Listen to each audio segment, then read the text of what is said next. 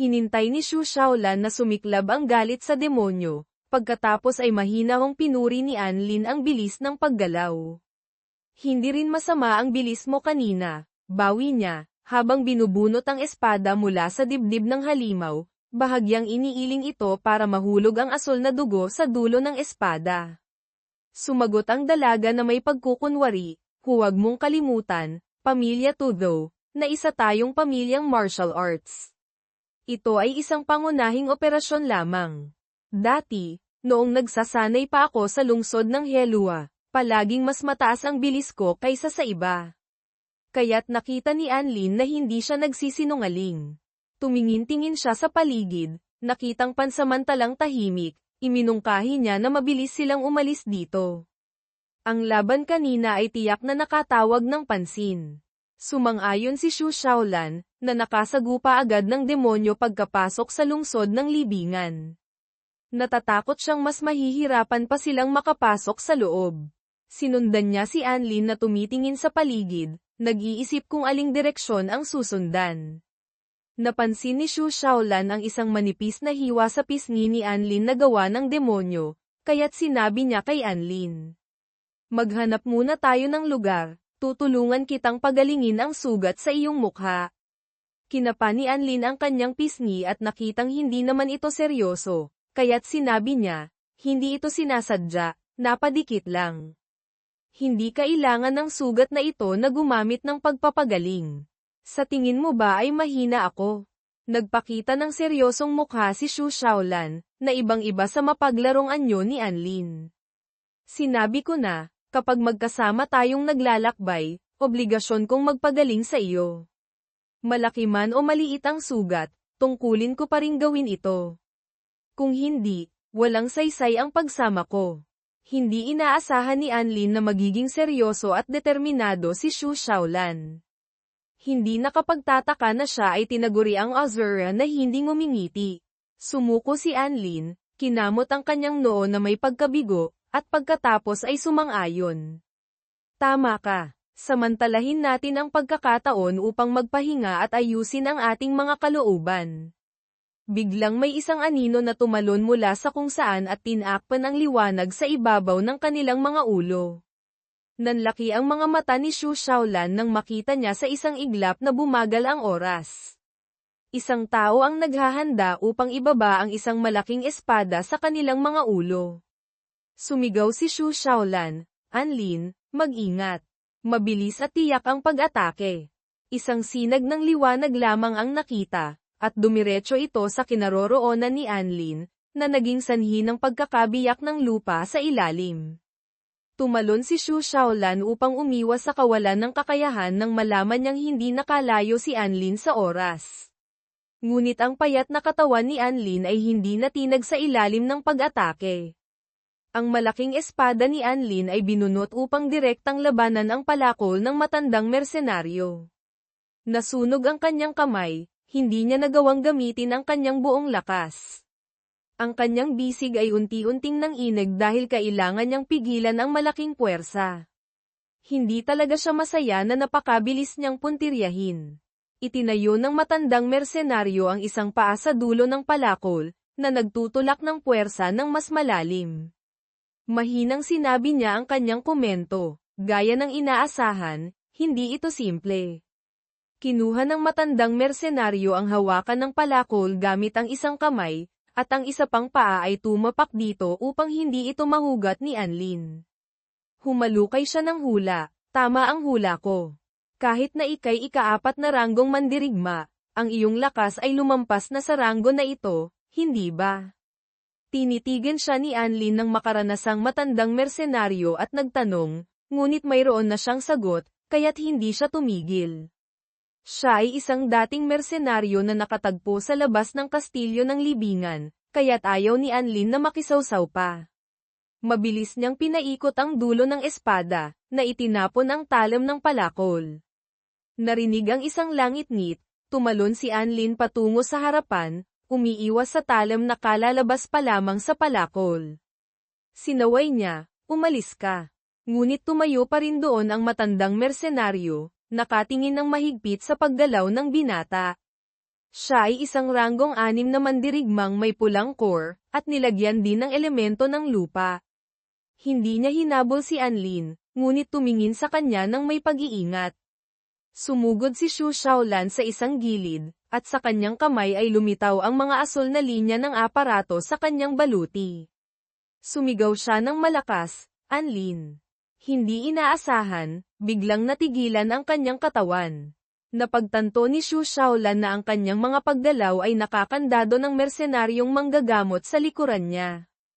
Alam niyang isa siyang manggagamot na may asul na core na 3 ranggo, ngunit hindi siya makapaniwala na nasilo siya nito mula sa simula pa lamang. Idinikit ng mersenaryong manggagamot ang kanyang mga sandata sa leeg ni Xu Xiaolan, kasama ang 2 kamay na puno ng manipis na sinulid na mahigpit na nakakapit sa kanyang mga paat.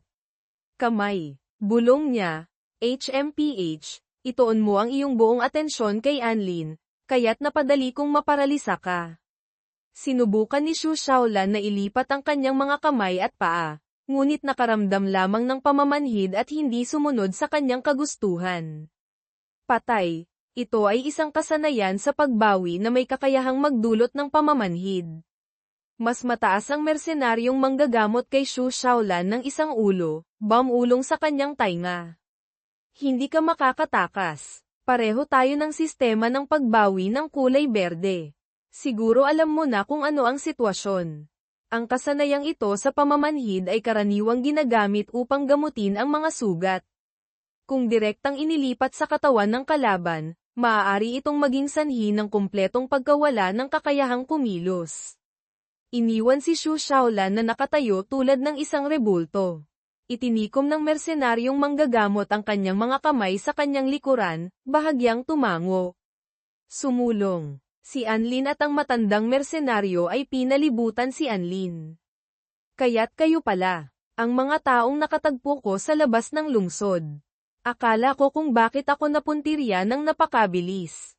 Hindi ninyo ba kailangang protektahan ang mahalagang Young Master Uyang Luo ninyo? Bakit kayo pumunta rito upang tambangan kami? Hindi ba iyon masama?" Kumunat ang noo ni Anlin, binabalaan ang 2 tao, ang matandang mersenaryo at ang mersenaryong manggagamot. Ang lugar na ito ay puno ng mga panganib. Hindi ba kayo nag-aalala tungkol sa pakikipaglaban sa mga halimaw at naghahanap ng problema? Hindi inaasahan, si Uyang Luo ay lumapit mula sa malayo, tumatawa. "Bakit ka pa rin nagpapakita ng ganoong kalakas na pananalita?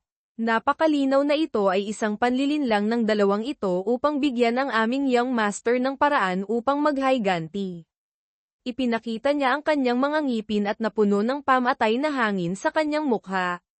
Itinaas niya ang kanyang baba at nagtanong kay Anlin sa isang mapangutyang tono, "Ayaw mong mapahiya sa harap ng iyong babae?" Narinig ni Xu Xiaolan na sinabi niya iyon at para siyang tinamaan ng kidlat. Sino ang tatawag sa akin na babae ng ibang tao? Malinaw na siya ang kapitan at si Anlin ang miyembro ng koponan na kailangang sumunod sa kanyang mga utos. Mula nang kailan, sa pamamagitan ng mga salita ng taong iyon, siya ay naging isang taong kumapit sa iba at naging babae ni Anlin. O Diyos ko! Libu-libong kamalayan sa isipan ni Xu Xiaolan ang nagsabi sa kanya na huwag nang magnitngit ng ngipin. Ngunit hindi pa rin mapigilan ang galit. Lumapit si Uyang Luo sa mersenaryong manggagamot, sa maginhawang pagpisil sa matamis na puwet na iyon, at pinuri, "Hindi masama, sanggol. Pagbalik namin, gagantimpalaan kitang mabuti." Namula ang mukha ng mersenaryong manggagamot sa kasiyahan. Bago siya makasagot, nakita niya si Uyang Luo na lumapit at ipinasok ang kanyang kamay sa baba ni Xu Xiaolan. Hinahaplos ito ng may interes upang subukang kalkulahin kung ano ang gagawin sa matigas na babaeng ito. Alam niyang kontrolado na siya. Pinaihit niya ang mukha ni Xu Xiaolan upang tumingin kay Anlin na nakatayo sa tapat at ulong para marinig ng 2, "Gusto kong makita kang mamatay. Pagkatapos ay dahan-dahan kitang paglalaruan. Walang babaeng nang ahas na tumanggi sa akin, Young Master Uyang Luo. Pinukaw mo ang aking interes." Ang anumang uri ng kontrol ay hindi mapanatili ang ekspresyon ni Xu Xiaolan, lalo na ang pagbaluktot. Ang mabahong bibig ng taong ito, Bawat salitang sinasabi niya ay nagpagalit sa kanya. Ang mga ugat sa kanyang mukha ay kumikibot, kumunat ang kanyang mga kilay. Kung makakawala siya sa kontrol, tiyak na pupunitin niya siya. Biglang nagsalita ang matandang mersenaryo, Young Master Uyang Luo, hindi ba sinabi ko na sa iyo na magtago at huwag magpakita? Kaya kung lutesin si Anlin ng mag-isa. Kung gusto mo si Xu Shaolan, dadalhin ko siya sa iyo. Tumawa si Uyang Luo na parang baliw. Hindi ako kailanman tatakas. Hindi iyon naangkop sa aking reputasyon. At saka, isa rin akong ranggong 5 mandirigma. Sinulyapan niya ang matandang mersenaryo. Ang kanyang mga mata ay hindi kumukurap. Ang isang munting pag-urong ng noo ay ginawang mas nakakatakot ang tanong. Hindi mo ba ako minamaliit? Mula sa simula hanggang sa wakas, walang sinabi si Anlin. Sa kanyang isipan, gusto niyang tanungin si Uyang Luo kung hindi na niya kailangan ang kanyang mga kamay. Ang galit ay halos umaapaw mula sa bawat butas ng balat ni Anlin. Mahina niyang sinabi, akala ko isa ka lang mayaman na anak. Ayaw kong makipag-usap sa iyo. Ngayon mukhang isa kang ang basura. Gusto kong kumpirmahin, Uyang Luo, tiyak na maraming babae kang sinaktan, hindi ba? Binitiwan niya si Xu Shaolan, ngunit hindi umalis sa kanya. Tumawa siya na parang baliw at sinermonan ang pipi na pahayag, ano pa ba ang ginagawa mong nagpapanggap na cool? Gagawin kong masama si Xu Shaolan ngayong gabi, ikaw na basura na ika-4 na ranggo. Ang mga sumpa ni Uyang Luo ay hindi lamang nagpagalit kay Anlin, ngunit pinasok din ang isipan ng matandang mersenaryo na nanginginig ng ngipin na sinusubukang pigilan ang kanyang init. Ang mangmang na Young Master Uyang Luo, na sinira ng pamilya, ang kanyang sariling timbang na hindi malinaw. Ang tinatawag niyang ranggong 5 mandirigma ay walang iba kundi ang kanyang may kapangyarihang ama na gumamit ng maraming relasyon upang pilitin siyang makamit ito. Tinawag niya ang kanyang sarili na isang mandirigma kahit na hindi pa siya nakapatay ng isang demonyo ng mag-isa. Ang panlabas na anyo lamang ang ginawang katawa-tawa ng mga tao. Ako, itong si Lauti, ay isang ranggong 6 na mandirigma. Kung hindi dahil sa pagtrato ng pamilya Mir na talagang sagana, ang uring Tiayukay na nagpapagalit sa mga tao, hindi alam kung paano mabuhay o mamatay tulad mo, Young Master Uyang Luo. Matagal ko na sanang pinisil ang iyong leeg. Matapos isipin iyon, bigla siyang nanghina, nagbubulungan sa kanyang sarili, sige, sige, at pagkatapos ay nagsalita upang pigilan. Young Master Uyang Luo, sinabi na sa iyo ni Lao Jia na kapag lumabas ka, ang lahat ay kailangang sumunod sa aking mga utos. Pakiusap. Huwag kang, pinutol ni Anlin ang mga reklamo ng matandang mersenaryo. Nakatuon lamang ang kanyang mga mata kay Uyang Luo. Kung gayon, hindi na kailangang maging maingat sa pagpatay sa iyo. Pagkatapos ay sumugod si Anlin, tulad ng isang apoy na dumadaan sa hangin, napakabilis at hindi inaasahan na walang sino man sa mga naroroon ang nagawang magtipon ng kanilang katinoan. Hinabol ng matandang mersenaryo ang sumusugod at sumigaw, mag-ingat. Isang segundo ng kapabayaan ay naging sanhi ng pagpuntirya ni Anlin sa kanyang Young Master. Nag-alala ang matandang mersenaryo kung bakit may aura ng elemento ng apoy sa katawan ni Anlin. Hindi ba siya ika-4 na ranggo? Paano niya mapanghawakan ang kapangyarihan ng elemento? Tumayo si Uyang Luo na pinapanood si Anlin na sumugod sa kanya, natigas sa pagkabigla. Ang bilis at paraan ng pakikipaglaban nito ay naging sanhi ng hindi niya malaman kung ano ang gagawin, na nahulog sa kalituhan sa isang iglap. Narito na si Anlin, nagsasara sa kanyang isang kamao na naglalabas ng apoy sa kanyang kamay, sumisigaw, ikaw na walang kwenta, pinahiya mo ang pangalan ng mandirigma. Hindi ka karapat-dapat mabuhay sa mundo. Hindi pa nakipaglaban si Uyang Luo sa isang demonyo. Nakikita ang aura ni Anlin na sumusugod sa kanya na parang baliw, siya ay natakot. Ang kanyang mukha ay nawalan ng kulay. Nawala ang kanyang walang hiya. Mabilis siyang umatras, winawagayway ang kanyang mga kamay sa harap ng kanyang mukha habang sumisigaw ng wala sa kontrol, huwag kang lumapit sa akin. Bakit hindi ko man lang kayang magkaroon ng isang kaisipan ng paglaban? Sa gulat na mga mata ni Uyang Luo, ang takot sa kamatayan ay umabot sa sukdulen. Malinaw na isa lamang siyang ranggong 4 na mandirigma, ngunit si Anlin ay gumawa, sa harap ng kanyang mga mata, na parang ang mga Diyos ay dumating upang tabyusin ang kanyang buhay. Ang apoy na niyayakap si Anlin sa kanyang mga mata, malinaw na nakikita ng isang walang kwentang tao tulad ni Uyang Luo ang kakilakilabot na panganib. Ang kanyang figura ay malapit ng gamulong sa lupa.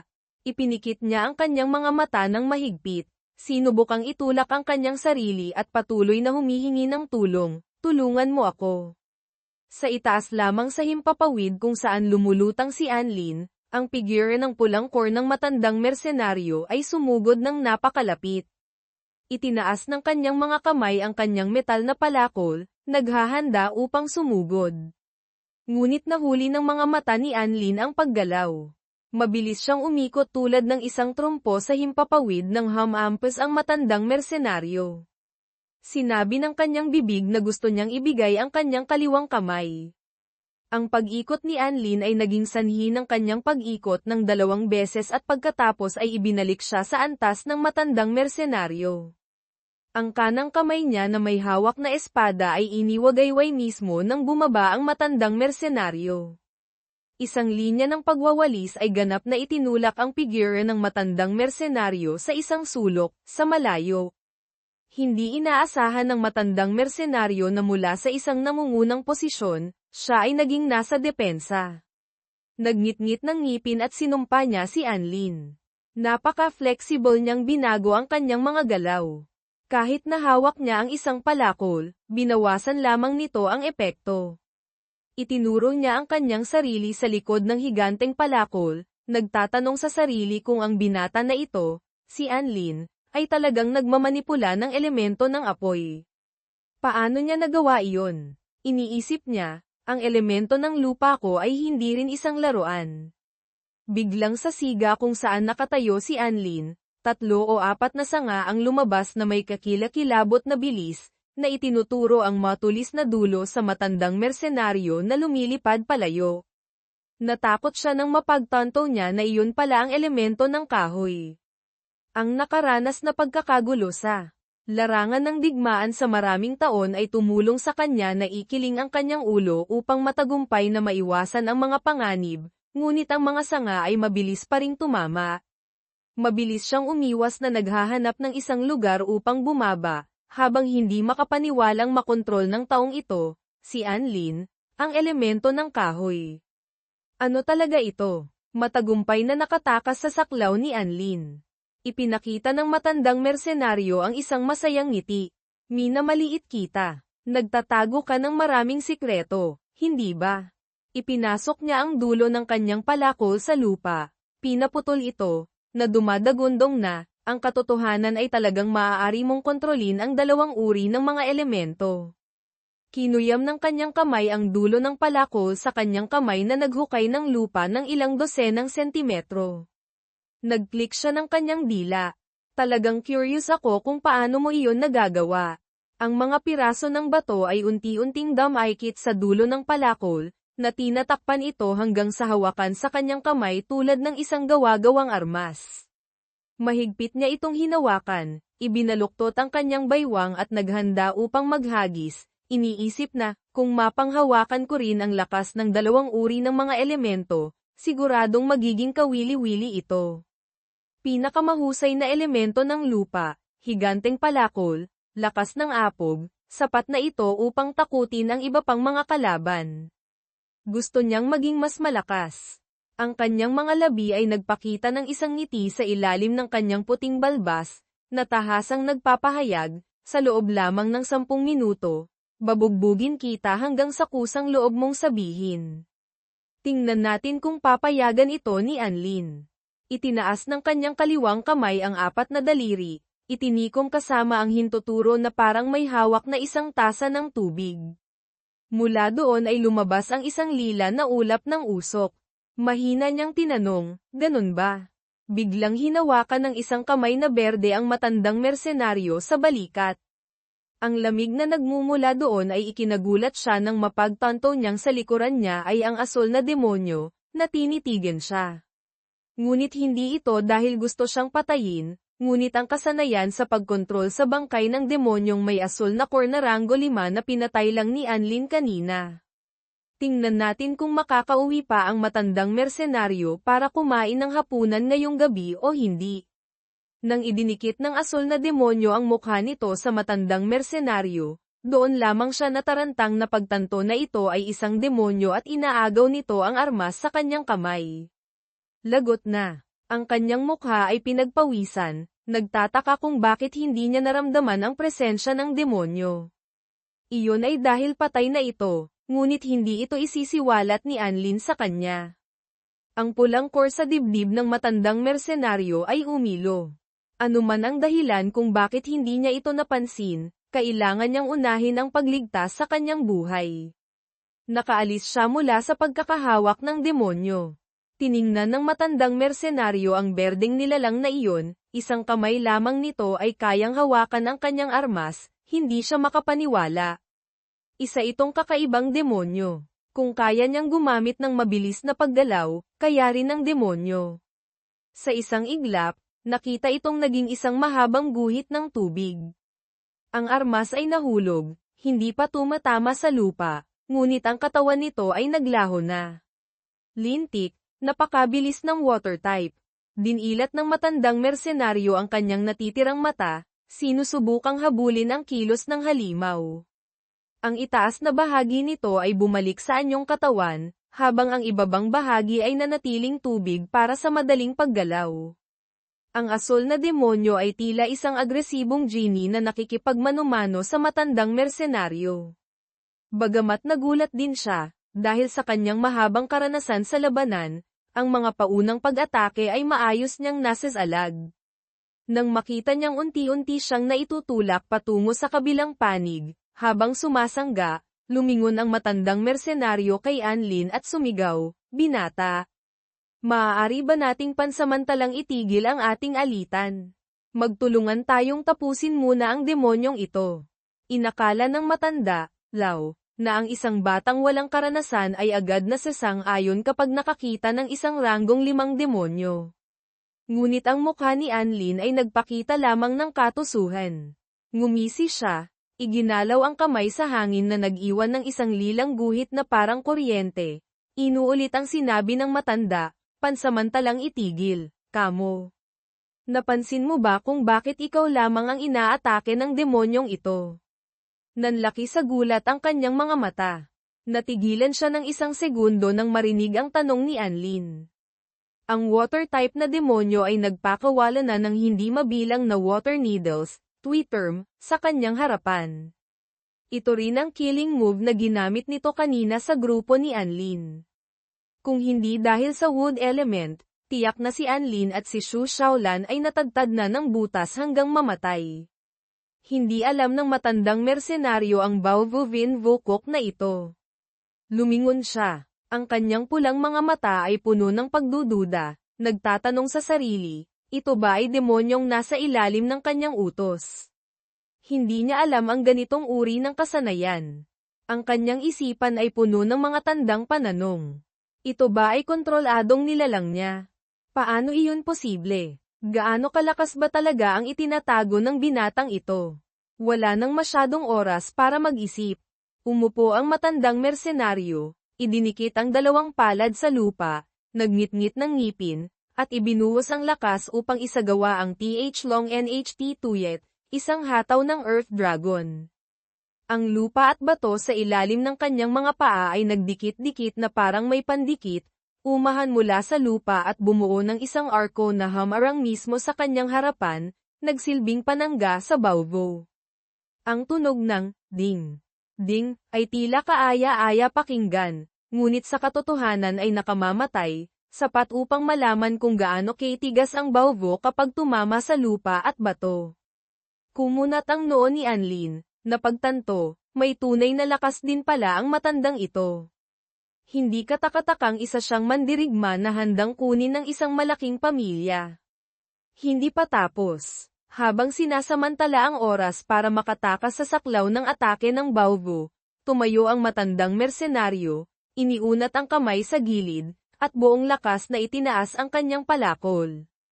Umiling ito, tinanggal ang mga nakadikit na lupa at bato sa talem, naglabas ng pulang aura, gumalaw palayo sa lupa, at biglang umikot ng 360 degrees, mabilis na sumugod pabalik sa kanyang amo.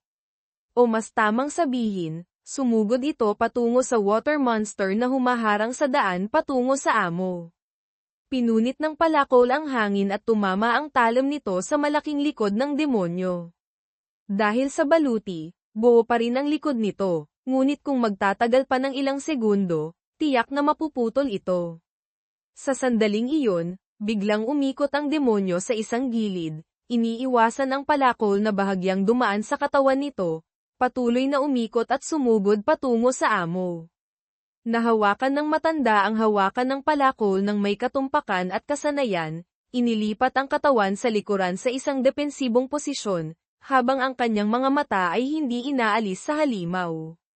Isang segundo ng pagkayamot ang pumasok sa kanyang isipan, dahil sa bilis, binuksan ko ang Giant Axe mode, pero naiwasan pa rin ang halimaw na iyon. Sumulyap siya sa likuran, nakitang si Anlin ay walang imik. Sa pagkakataong ito, 100% ng sigurado ang matandang mersenaryo na ang binata ang kumokontrol dito. Anong uri ng lakas ito? Hindi niya talaga maintindihan. Dapat ay sa mga ranggong 7 mandirigma lamang ito makikita, tama. Ang isang mapanganib na tulad ni Anlin ay tiyak na target na papatayin sa hinaharap, ngunit sa ngayon, abala ang matandang mersenaryo sa mabilis na pagsugod paarap, nakikipaglaban sa water monster. Hindi siya nito tinitigilan. Kailangan niyang tapusin muna ang ranggong 5 demonyong ito bago ang iba pa. Habang sumusugod sa napakabilis na tulen, biglang isang nababaluktot na sanga ng puno ang umusbong mula sa lupa at pumulupot sa kanyang paa. Mahigpit nitong hinawakan ang binti ng matandang mersenaryo sa lupa, habang ang water-type na demonyo ay tumalon ng mataas, naghahanda ng umatake pababa. Mabilis siyang sumulyap sa mga berdeng sinag na nagmumula rito, naiinis na nag-isip, ginagamit ng taong ito ang wood element para guluhin ang paggalaw ko. Dahil hindi makagalaw, iisa lamang ang magagawa ng matandang mersenaryo, gamitin ang palakol para direktang salagin ang atake ng demonyo. Bumagsak ang buong mabigat na katawan nito sa kanya. Ang kakilakilabot na pagbangga ay nagpayanig at nagpabitak sa lupa, lumubog ang isang malaking bahagi. Maging ang hangin sa paligid ay marahas na naipit. Nagngangalit ang ngipin habang sinusubukang lumaban, dugo ang tumulo mula sa kanyang bibig. Galit na sumasangga ang matandang mersenaryo. Kung isa lamang itong ranggong 5 demonyo, hindi ito dapat pag-aksayahan ng pansin. Ngunit may isang napaka-misteryosong bata na gustong umatake ng patalikod. Lintik, nang makita ang kanyang bodyguard na nahihirapan laban sa demonyo, natakot ng husto si Young Master Uyang Luo, nagtatago sa likod ng balikat ng mersenaryong manggagamot at sumisigaw, demonyo. Iyan ay demonyo. Tatapusin mo muna ang demonyong iyan. Tiningnan siya ng babae na hindi makapaniwala. Putris. Wala nandang kakayahan, mahilig pang mag-utos sa iba. Nang makitang napipigilan ang kanyang bodyguard, itinulak ni Uyang Luo ang babae paarap, nagmamadaling nag-utos, bilis. Bilis. Umakyat ka rin. Narinig mo ba ako? Sinubukan siyang paliwanagan ng babae, Young Master, wala akong kakayahan sa pakikipaglaban, sa pagpapagaling lamang. Bukod pa rito, ginamit ko na ang paralysis para tulungan kang bantayan ang babaeng ito, hindi ba? Si Xu Shaolan sa tabi ay tahimik na tumingin sa kanyang kamay na bahagyang umiilaw ng berde. Matagal na niyang palihim na nilalabanan ang lintik na paralysis na ito. Ang dalawang puwersa ay nagbabanggaan, na nagpapapagod sa kanyang mga kalamnan, ngunit sa wakas ay nakakita siya ng kaunting pag-asa. Nagsimula nang gumalaw ang mga daliri ni Xu Shaolan. Bahagyang dahil na rin sa sobrang takot ng Young Master na ito. Kumunat ang mukha ni Uyang Luo. Inuulit, Bakit mo papansinin ang isang ranggong isang mandirigma? Hinawakan niya ang balikat ng mersenaryong manggagamot at mas malakas siyang itinulak paarap, hindi pinapansin ang pagtutol ng babae. Kung may mangyari sa akin dahil sa demonyo, hindi kayo makakakuha kahit isang kasing. Nag-aalangan ang babae, ngunit, bigla siyang napatilapon paatras, sumigaw ng, Ang kanyang dibdib na nakatingala ay tinusok ng isang matulis na sinag ng liwanag mula sa likuran ni Xu Shaolan. Isang kritikal na tama, sa harap mismo ng nagtatakang mga mata ni Uyang Luo. Ang kamay na malapit sa bibig ni Xu Shaolan ay may mga patak ng dugo. Mahina niyang sinabi sa babae, nakakaawa ka talaga. Bilang isang mandirigma, hindi ba dapat nagsusumikap kang lumaban para hindi matalo ng mga lalaki? Wala nang lakas na lumaban ang babae. Pagod siyang lumingon sa likuran, nagbubulungan lamang, na natambangan ako. Unti-unting naparalisa ang kanyang katawan, ngunit higit sa lahat, naguguluhan pa rin siyang nagtanong, papaano ka nakawala sa paralysis ko? HMPH. Tinaasan siya ng kilay ni Xu Shaolan na may pagkadismaya, sumagot, ako ay isang ranggong 6 na mandirigma sa simula pa lang. Ang kaalaman tungkol sa healing system ay matagal ko nang kabisado. Kailangan lamang gumamit ng enerhiya para baligtarin ang iyong mga kasanayan para makawala. Ang healing system ay maaaring magligtas ng buhay, ngunit maaari ring pumatay, hindi ba? Ang magagandang gintong pilikmata ng babae ay unti-unting pumikit. Ang huling sinabi niya sa sarili ay, ang babaeng ito, siya ay isang henyo ng recovery system. Ang kanyang isipan ay unti-unting lumabo at tuluyang nawala ng bunutin ni Xu Shaolan ang espada mula sa katawan ng mersenaryong manggagamot. Tumamba siya paarap, ngunit hindi siya sinalo ni Uyang Luo. Natakot ng husto si Uyang Luo, nanigas ang katawan sa takot, tinitingnan si Xu Shaolan na parang nakakita ng multo. Ikaw na susunod na talunan. Iniiwasan ko ang kanyang mga vital organs. Kung mabubuhay siya o hindi, nasa kanya na iyon. Pero ikaw, iba ka. Nang marinig ni Uyang Luo na bigla siyang binanggit ni Xu Shaolan, nagnitngit siya ng ngipin at agad na nagmura, ikaw. Nang ahas kang tambangan kami. Isang maliit na ranggong isang mandirigma, nang ahas kang umatake ng patalikod. Kahit hindi ko kayang tapusin ang demonyong iyon, ikaw na isang maliit na babaeng mandirigma na ranggo 1, gusto mo bang mamatay? Aba, lumalayo na ang bibig mo. Lumapit si Xu Shaolan, tinitigan siya ng diretso sa mukha. Magulo ang iyong aura, hilaw ang iyong tindig. Mukhang wala kang karanasan sa labanan. Malamang, isa kang uri ng ranggong 5 mandirigma na nilikha lamang gamit ang yaman ng iyong pamilya. Ginagamit ang pamilya para magkaroon ng reputasyon, tama.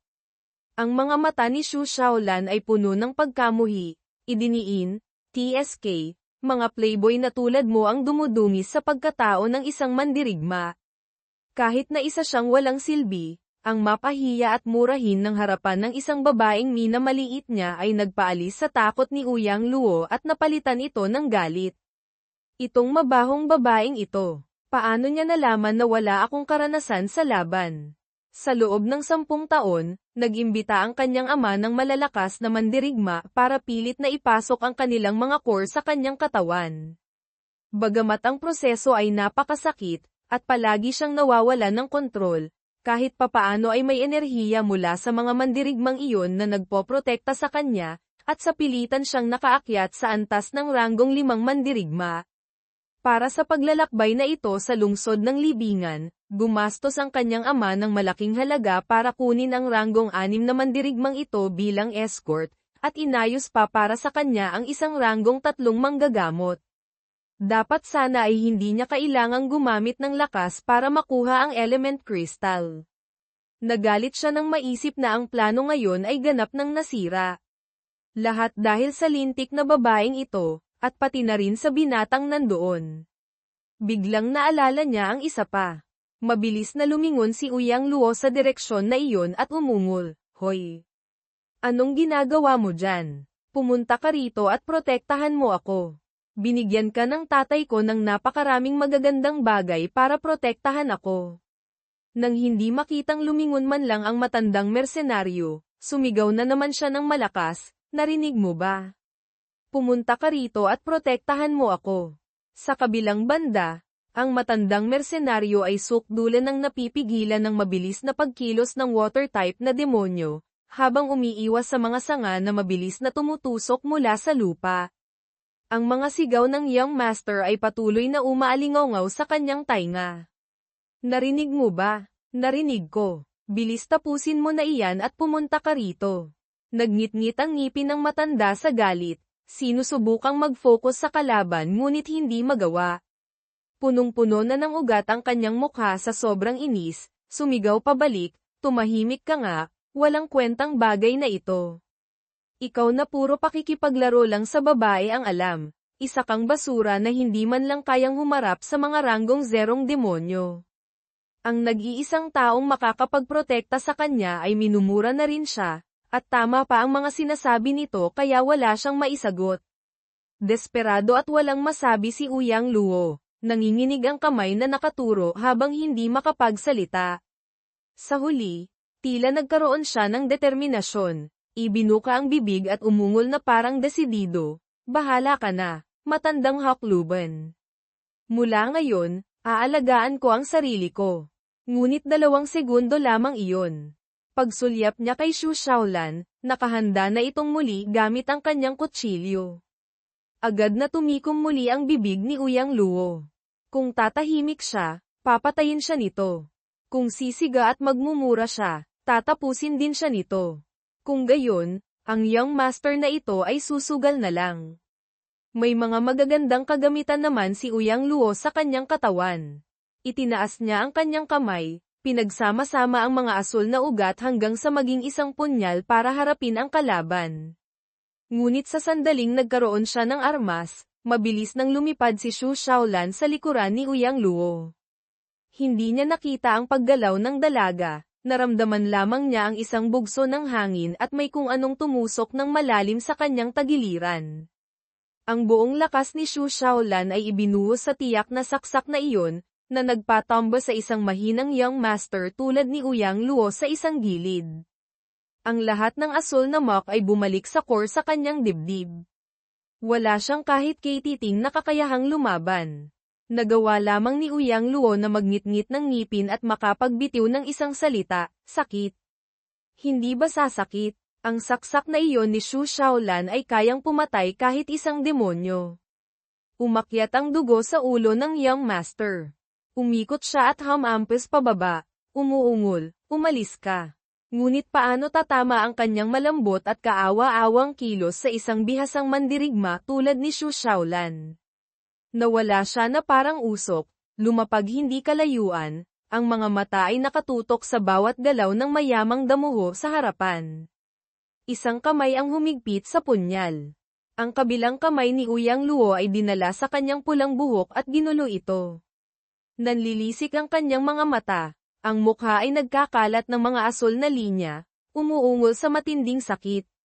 Sa isang tingin lang, alam agad ni Xu Shaolan na hindi marunong gumamit ng enerhiya ang batang ito. Kung gagamitin niya ngayon ng walang ingat ang nakakatakot na lakas ng kanyang ranggong 5 core, ano kaya ang mangyayari? Naalala niya ang sinabi ni Captain Jiao, KDUTHUNG, sa grupo noong nasa lungsod pa sila ng Helua, kung ang enerhiya ng core ay mag-backlash, ang katawan na nawalan na ng kontrol ay tiyak na mas lalong mawawalan ng kontrol. Kung makakatagpo kayo ng ganitong uri ng mandirigma, dapat kayong lumayo agad. Mariin niyang idiniin, ang pagkawala nila ng kontrol ay mahirap hulaan. Kung makapinsala sila ng hindi sinasadya, ito ay magiging malubhang pinsala. Kung kayo mismo ang makakaranas ng energy backlash, dapat kayong huminahon, muling kontrolin ang enerhiya, at ibalik ito sa nakasanayang daloy. Kung hindi, ang marahas na enerhiya ay haantong sa isang resulta, self-destruction. Nauunawaan mo na ba kung bakit ang mukha ni Xu Shaolan ay may halong pag-aalinlangan at pag-iingat, kasabay ng isang ngiti? Sumugod siya patungo kay Uyang Luo. Ang isang sisiw na hindi pa kailanman gumamit ng enerhiya ay may iisang kahahantungan lamang, na napakaangkop sa kanya. Sa pagharap kay Xu Shaolan na papalapit dala ang isang masa ng berdeng enerhiya, si Uyang Luo ngayon ay hindi na natatakot, sa halip, tila siya nasisiraan ng bait. Mahigpit niyang hinawakan ang hawakan ng kutsilyo, isang ngiti na puno ng ugat ang gumuhit sa kanyang mukha. Isang batang babae lang, nang ahas kang hominin ako. Ang kanyang instinct ay nagtulak kay Uyang Luo na mabilis na iwagayway ang kamay, humiwa ng isang arko nang lumapit si Xu Shaolan.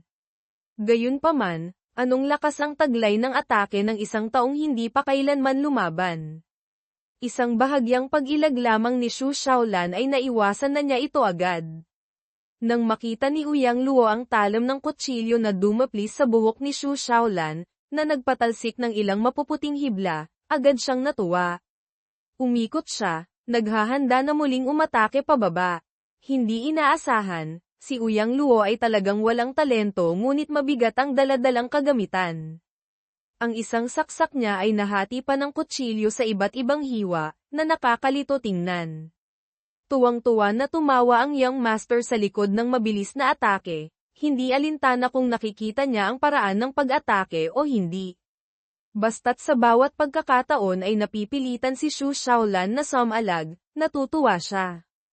Ang dalaga ay kailangang gumamit ng tunay na lakas laban sa armas. Matapos ang ilang dosenang palitan ay hindi siya nakakuha ng kalamangan, na nagpangiti ng malakas sa young master sa pagmamalaki.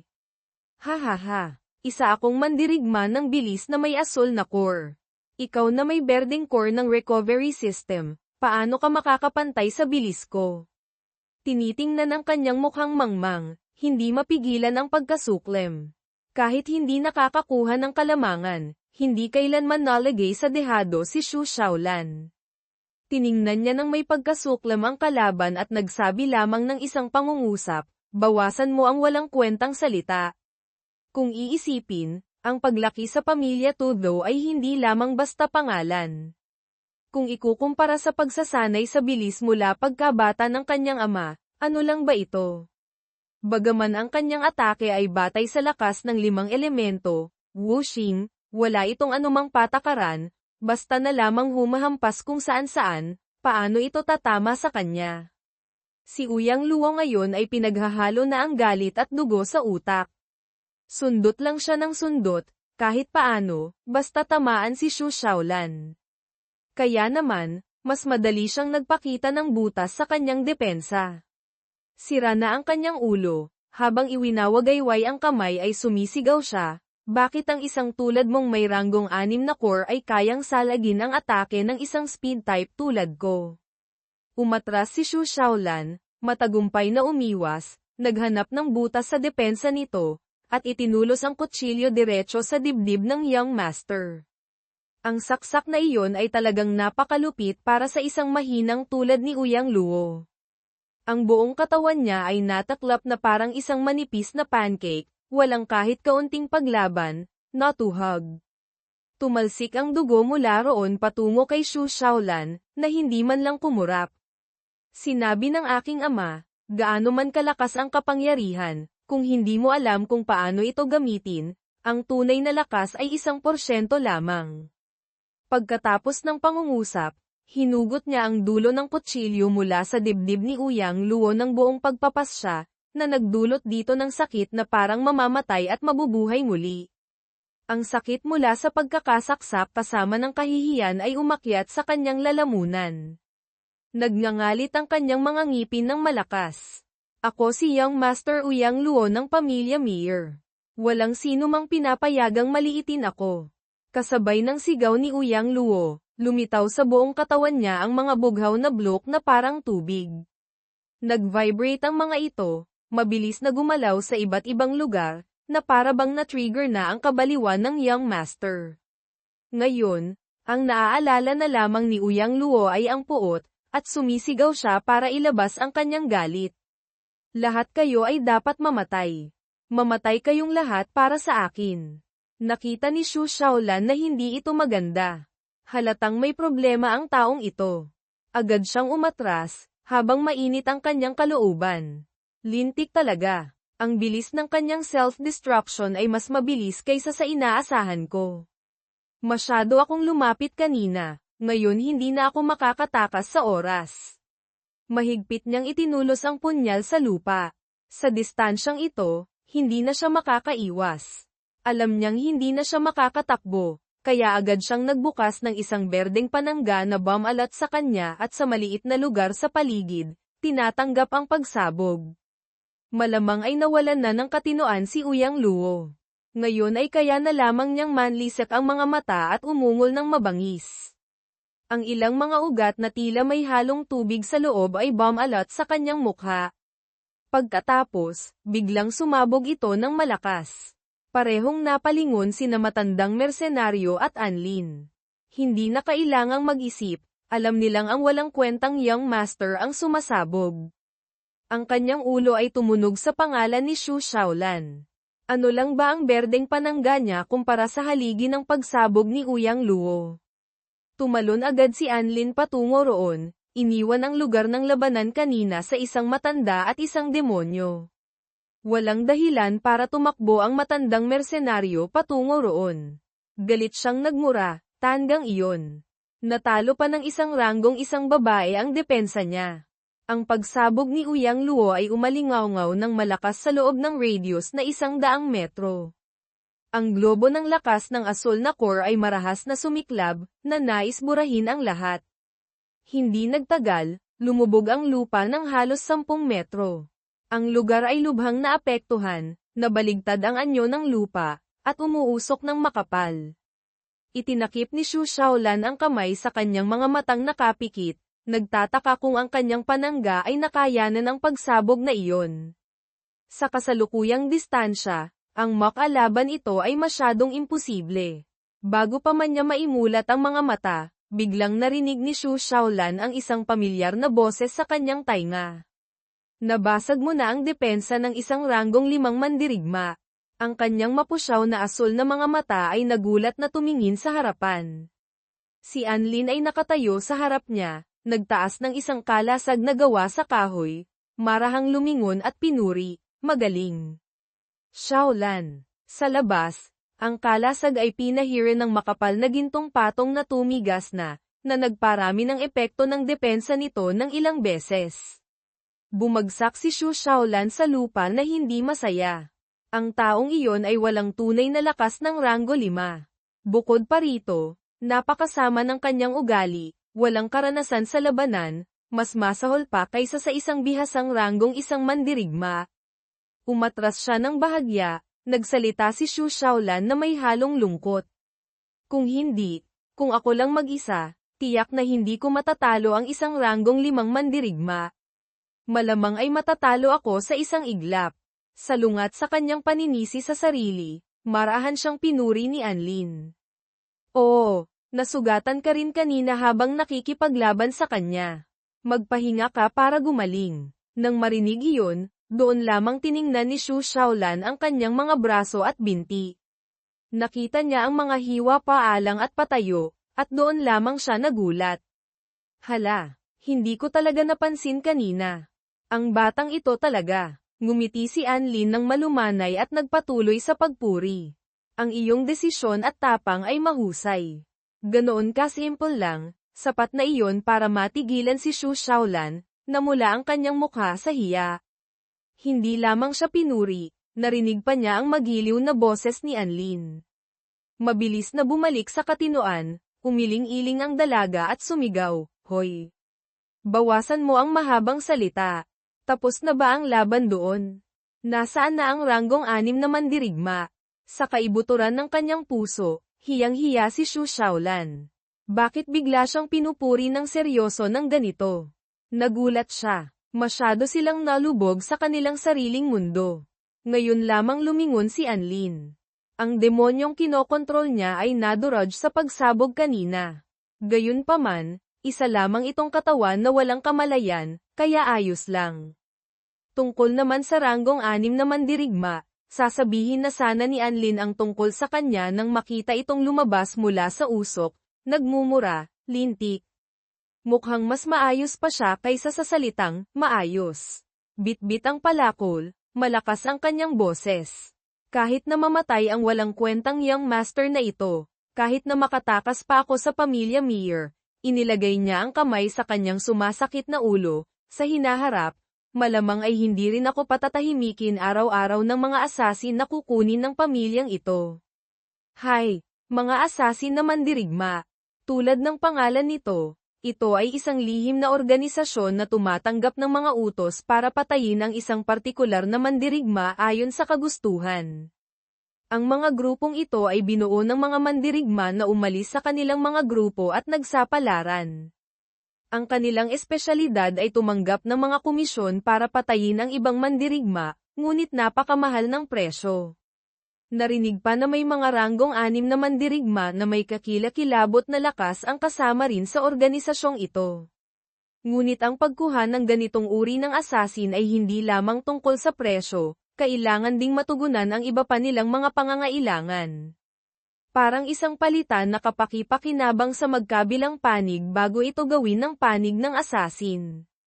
Patay na ang young master, ano pa ang saysay ng pakikipaglaban? Nagpahayag ang matandang mersenaryo na hindi na siya lalaban. Kayo talagang dalawang halimaw. Napakalakas ng inyong tunay na lakas pero gumagamit kayo ng mas mababang antas ng core. Sumang-ayon din si Anlin. Walang dahilan para labanan ang taong ito dahil wala na silang alitan sa interes. Sumang-ayon din siya. Walang saysay ang laban. Buti na lamang at hindi mahilig sa laban ang matandang ito. Nang mawala ang kailangan niyang protektahan, nawalan na rin siya ng dahilan para lumaban.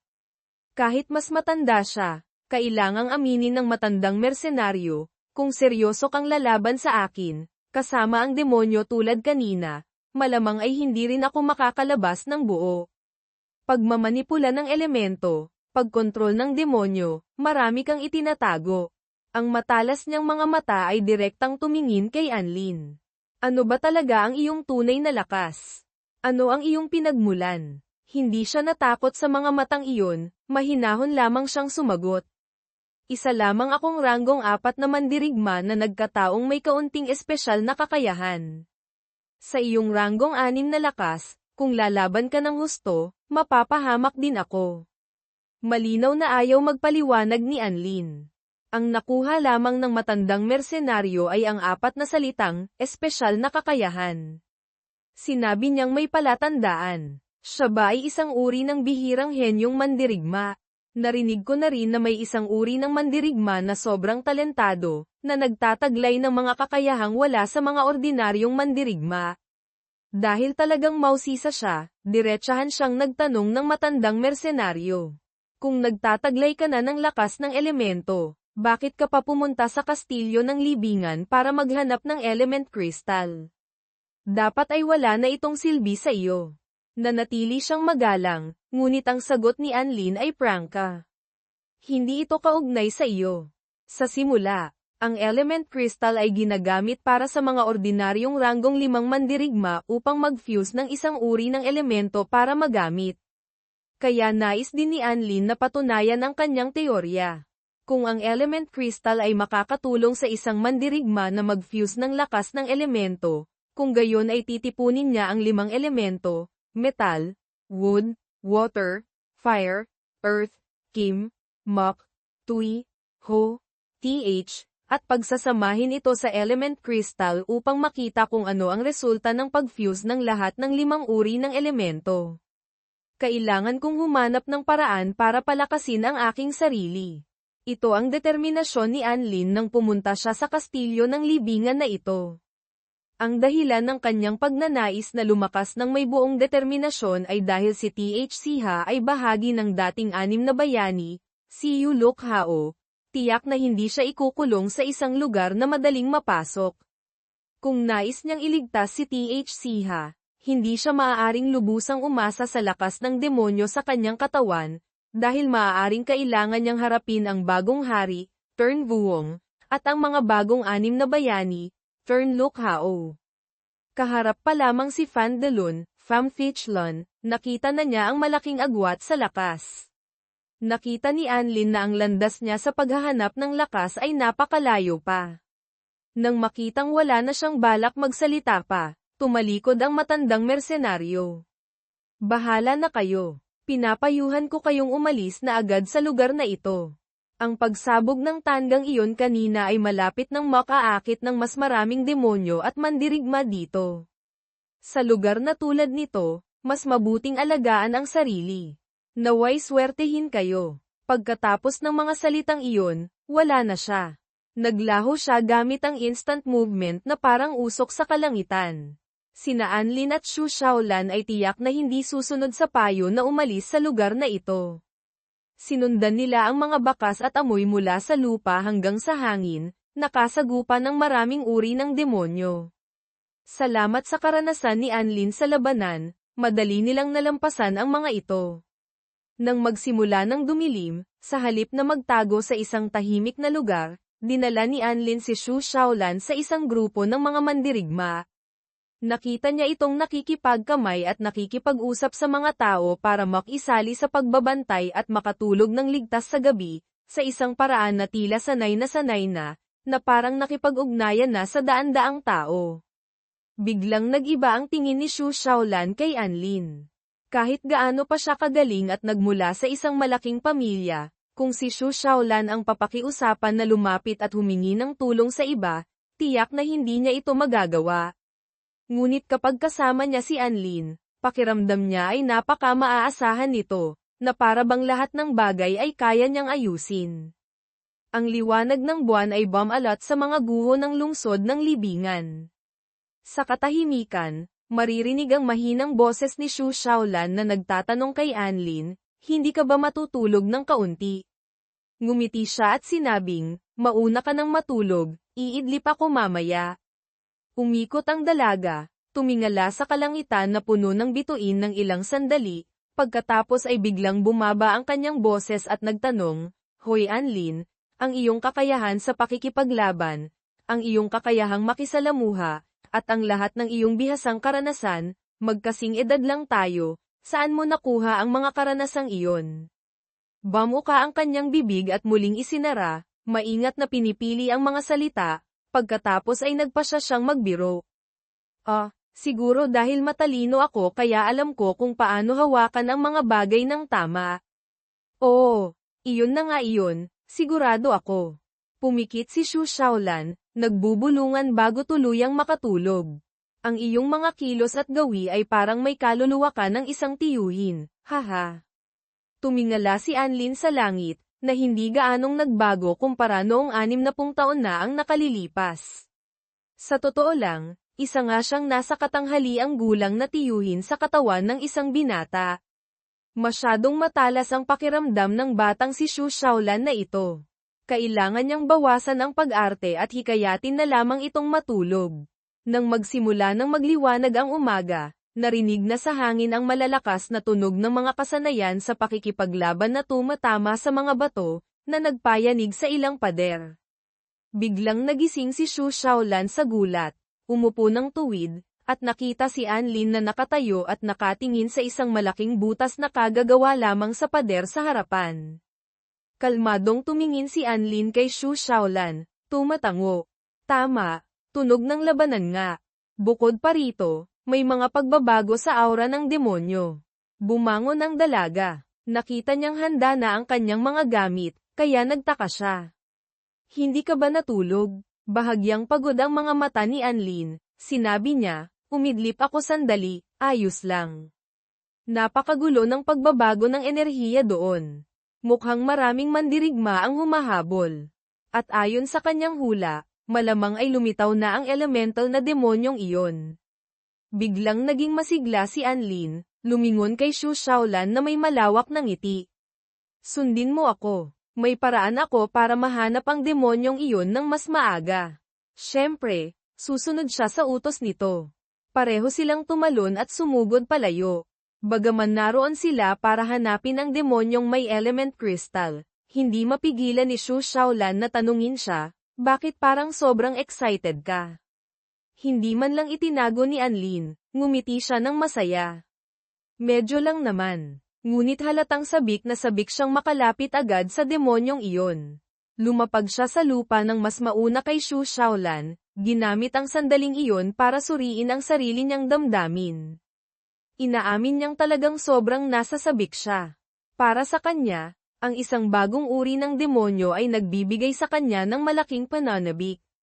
Sa nakaraang buhay ko, nakipaglaban na ako sa lahat ng uri ng demonyo, ngunit hindi ko pa nakasagupa ang tinatawag nilang elemental demon. Ngayong may pagkakataon, habang papalapit si Anlin, mas lalo niyang nararamdaman ang kuryosidad na nagtutulak sa kanya na magmadali. Bago ito mahanap ng iba, kailangan ko itong talunin muna. Habang iniisip iyon, tumapak si Anlin at mabilis na sumugod paarap. Ayaw niyang makasagupa ng isang grupo ng mga mandirigma at makipaglaban ng husto bago pa man niya makaharap ang bihirang demonyong iyon. Dalawang anino, asul at pula, ang naghahabulan ng malapitan, mabilis na dumaan sa mga guhong gusali, dumausdos sa mga bulok na tulay, at pagkatapos ay naglaho. Mas tumpak sabihin, sinusubukan ni Xu Shaolan na makasabay sa landas ni Anlin bago siya maglaho. Bigla, lumingon si Anlin at sumigaw sa kanya habang tumatalon sa ibabaw ng isang malaking bato, bumagal na ang bilis ng paggalaw nito. Malamang naghahanap na ito ngayon ng mapagtataguan. Samantalahin natin ang pagkakataong ito para ilabas ito sa isang iglap. Hindi tumutol si Xu Shaolan, ang kanyang boses ay tila humalo sa hangin. Kung gayon, alam mo ba kung nasaan ang lokasyon ng elemental na demonyong iyon? Masyadong malawak ang lugar na ito, hindi madaling hanapin. Kumunat ang noo ni Anlin, simpleng sinabi, huwag kang mag-alala, alam ko kung nasaan ito. Ngunit kung paano niya nalaman, tiyak na hindi niya ito isisiwalat. Itinago niya ang iniisip para sa sarili. Kahit ayaw kong aminin, mula nang lumitaw ang hininga ng elemental na demonyo, tila nararamdaman ko ang presensya nito. Kahit nakapikit ako, naamoy ko ito sa isang kakaibang paraan. Tila ang aking sarili ay may katulad na pakiramdam sa ganitong uri ng halimaw para hanapin ito. Ayan, sumusuot ito sa ilalim ng lupa. Bigla, ang tawag ni Xu Shaolan kay Anlin ang nagpabalik sa kanya sa kasalukuyan.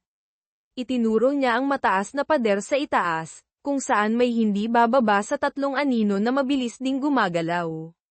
Malinaw na patungo sila sa parehong lugar na pinupuntahan ni na Xu Shaolan.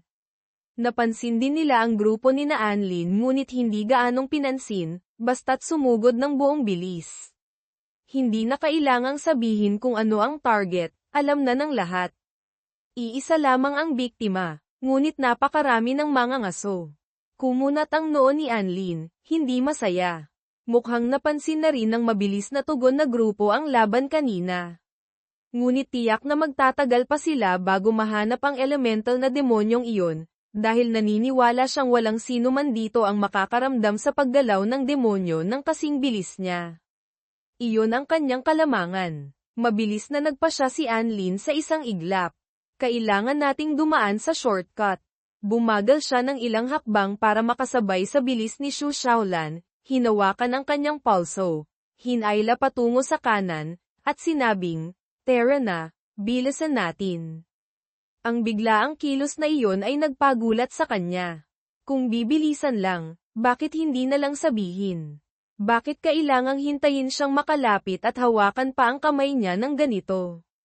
Habang kumukunot ang maganda niyang kilay sa pagtataka, naramdaman na ng dalaga na siya ay hinihila sa napakataas na bilis, na parang nakasakay sa isang roller coaster. Ang kanyang kamalayan ay nasa labas pa, ngunit ang kanyang katawan ay hinihila na pababa sa napakalalim. Sandali, pababa, sumigaw ng malakas si Xu Shaolan nang mapagtanto niyang hinihila siya ng baliw na si Anlin pababa sa isang malaking hukay, na para bang gumuho ang lupa. Napakalalim nito na mula sa itaas ay walang makitang kahit kaunting liwanag. Si Xu Shaolan ay pumikit na lamang ng mariin at sumigaw ng sumigaw ng sumigaw. Pakiramdam niya ay walang katapusan ang lugar na ito. Hindi niya namalayan na yakap siya ni Anlin habang tumatalon sila pababa. Sinubukan niyang sumigaw sa gitna ng malakas na hangin para ipaliwanag kay Xu Shaolan, ang elemental na demonyo ay nagtatago sa ilalim ng kastilyo. Ito ang pinakamabilis na paraan para mahanap ito. Habang yakap si Xu Shaolan pababa, palalim ng palalim, sa kanyang isipan ay sumibol ang isang mapanganib na ideya. Tiyak na kailangang subukan ang mga natutunan ko. Ang patayong kuwebang ito ay napakalalim na hindi alam kung kailan hihinto. Kung ganito lang, kahit gaano pa kitigas ang isang tao, mababali ang mga buto pagbagsak sa lupa. Alam ito ni Anlin. Habang sumisigaw si Xu Shaolan na nakakabingi, tahimik siyang gumawa ng hindi mabilang na mga sanga ng puno na nagsasalubong mga 10 metro sa ibaba. Napakabilis ng pagbagsak, hindi makagawa ng duyan o lambat para seluhin ang katawan. Bumagsak siya diretso sa mga sanga, na nagkabasag-basag ang mga ito, at nagpatuloy sa mabilis na pagbagsak. Kahit hindi ito napigilan ng tuluyan, kahit papaano ay napabagal ng mga sanga si Anlin ng bahagya. Kahit papaano ay naidikit niya ang kanyang mga paa sa pader ng kuweba, ginamit ang priksayon para bahagyang makontrol ang direksyon ng pagbagsak. Tumawa siya ng malakas, haha. Napaka-interesante nito. Ngunit sa kanyang tainga ay naririnig pa rin ang sigaw ng pagkatakot ni Xu Shaolan.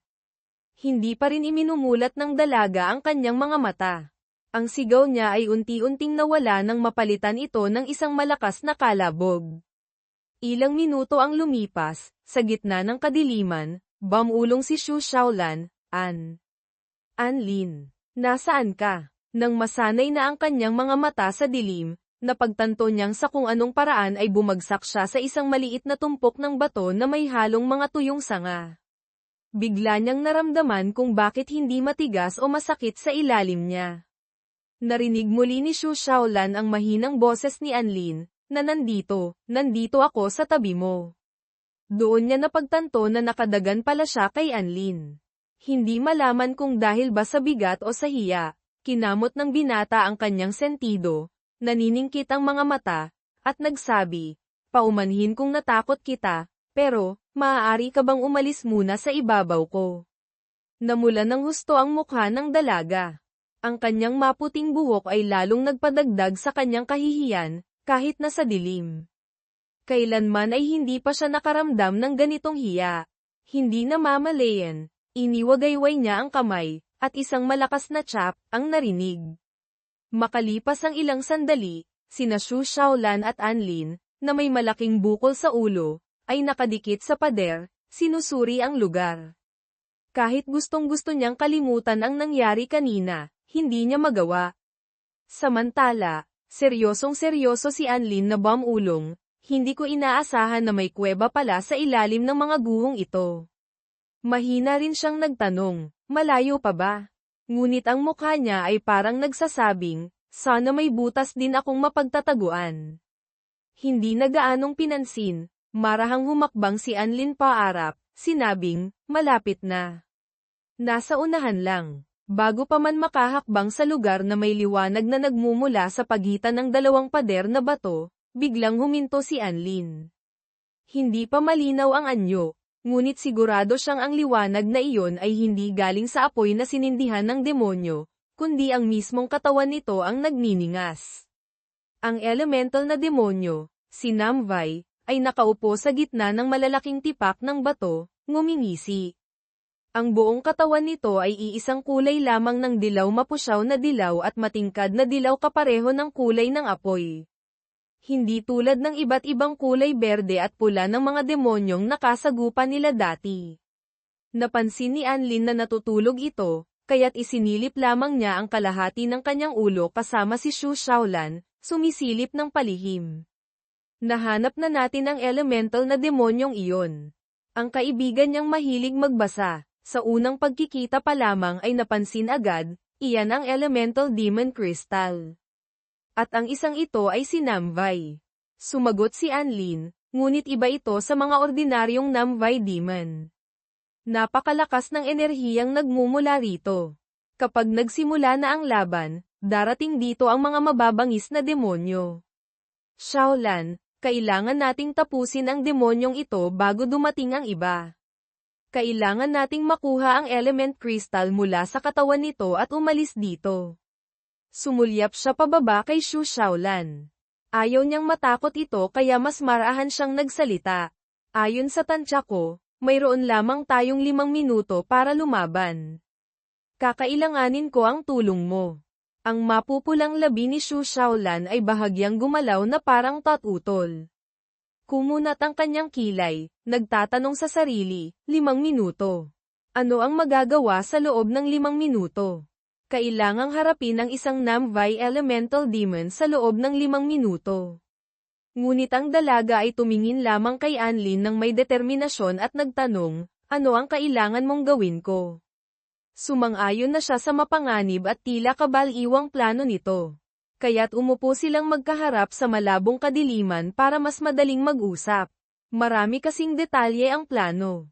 Dito, walang ibang nakikipag-agawan, ang demonyong kailangang hanapin ay humihilik pa.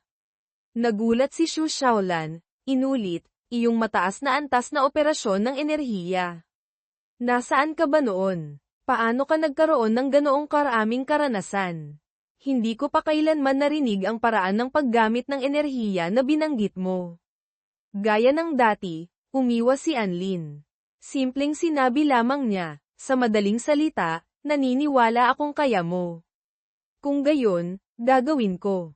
Pagkatapos ng battle cry, sumugod si Anlin na parang pana papasok sa maliwanag na silid kung saan sila nagtatago kanina. Gaano man kabilis o kagulat ang kanyang pag-atake, nagising pa rin ang natutulog na elemental na demonyo, biglang iminulat ang mga mata. Nang makita ang isang tao na sumusugod sa kanya na tila gustong pumatay, umungol ito sa galit, na nagpakalat ng apoy sa buong katawan nito, sumisigaw, mandirigma. Ang kaliwang bahagi ng mukha ni Anlin ay nagsimula ng sakupin ng pulang sungay, ngunit tila sinasadya niya ito. Dahil ayon sa aking obserbasyon, ang ibang mga grupo na pumasok sa kastilyo ay may maraming mandirigma na may napakalakas na kakayahang makaramdam. Kung hindi natin ito mabilis na matatapos, tiyak na darating dito ang mga malalakas na grupo. Pagkatapos noon, napakahirap nang makuha muli ang element crystal. Bukod pa rito, iisa lamang ito dito. Binalot ng galit si Namvai. Pinaikot nito ang enerhiya sa buong katawan. Hindi nito inaasahan na natagpuan talaga ng taong ito ang taguan nito. Ibinuka nito ng malapad ang 2 kamay. Sa isang gilid ay nagliyab ang asul na elemento, sa kabilang kamay naman ay ang dilaw ng fire system. Hindi simple ang taong ito. Ayaw nitong maging padalos-dalos. Mabuti na lang, hindi gaanong nag-iba si Anlin. Malakas niyang itinapak ang paa sa lupa at tumalon ng mataas. Tama nga ang hula ko. Ang elemental na demonyong ito ay talagang kayang kontrolin ang lakas ng maraming elemento. Habang tinitingnan ang katawan ni Anlin sa himpapawid, sumitsit ang demonyo na puno ng pagdududa. Ang iyong hininga, isa ka bang demonyo? Hindi na kailangan pang sumagot ni Anlin. Ang 2 uri ng enerhiya sa mga braso ng demonyo ay naging mahahabang guhit na nagsalubong, tina-target siya sa pag-atake. Sa simula, medyo nagulat si Anlin, pagkatapos ay naisip niyang ordinaryo lang. Akala ko mahirap i-activate ang kakayahan ng 7 Kings sa aking katawan. Iyon pala, tapos na. Ngayon, kailangan ko na lamang balansehin ang enerhiya sa pagitan ng mga elemento. Ginaya niya ng eksakto ang paraan ng pag-ikot ng elemento sa kanyang 2 kamay tulad ng ginawa ni Namvai. Isang masayang ngiti ang lumabas ng mapagtanto niyang kaya niya ring gumamit ng maraming elemento ng sabay-sabay tulad nito. Kung gayon, heto na ako. Itinikom ni Anlin ang kanyang mga daliri para mag-ipon ng lakas at itulak ang mga elemento palabas ng kanyang mga kamay, isang apoy, isang tubig sumusunod sa utos. Direktang bumangga sa 2 haligi ng lakas ng demonyo. Bagaman ang antas ng kontrol ni Anlin ay hindi pa kasing kinis para mapagalaw ang kanyang apoy at tubig ng maganda, hindi mahirap harapin ang lakas ng demonyo. Makapal na singaw ang kumalat nang magsalubong ang tubig at apoy. Hindi nagtagal, umalingaw-ngaw ito, bumalat sa silid, at kumalat hanggang sa labas kung saan nagtatago si Xu Shaolan sa likod ng berdeng panangga, naghihintay. Bago siya sumugod mag-isa sa silid, banilinan siya ni Anlin, huwag kang magugulat sa aking lakas at anyo. Maaari mong isipin na ito ay aking sariling espesyal na kakayahan. Ano man ang mangyari, tandaan mong ako si Anlin. Ngayon, habang naniningkit ang mga mata na pinapanood ang nangyayari sa loob, naunawaan ni Xu Shaolan ang mga salitang sinabi niya kanina. Ito pala ang espesyal na kakayahan ni Anlin. Ang anyong ito ay talagang nakakatakot. Kung hindi niya ako banilinan, tiyak na mapapanganga ako. Kinailangan din niyang aminin, ang aura niya ngayon ay talagang demonyako. Iyon lamang ang dalawang salitang pinakamahusay na makakapaglarawan dito. Sa isang tunog, ang apat na daloy ng enerhiya ay natapos sa iisang punto, nagtapos sa isang puwersang nagpatalsik sa parehong mandirigma paatras. Si Namvay ay lubhang nagulat. Naintindihan niya ang aking mga galaw sa pamamagitan lamang ng pagmamasid. At higit sa lahat, hindi ko maintindihan paanong ang taong ito sa harapan ko ay kayang kontrolin ang elemento ng tubig at apoy. Ang matutulis na kuko ni Anlin, kailan pa lumitaw sa likuran mismo ng demonyo. Bumulong ang kanyang boses, hindi lang iyan.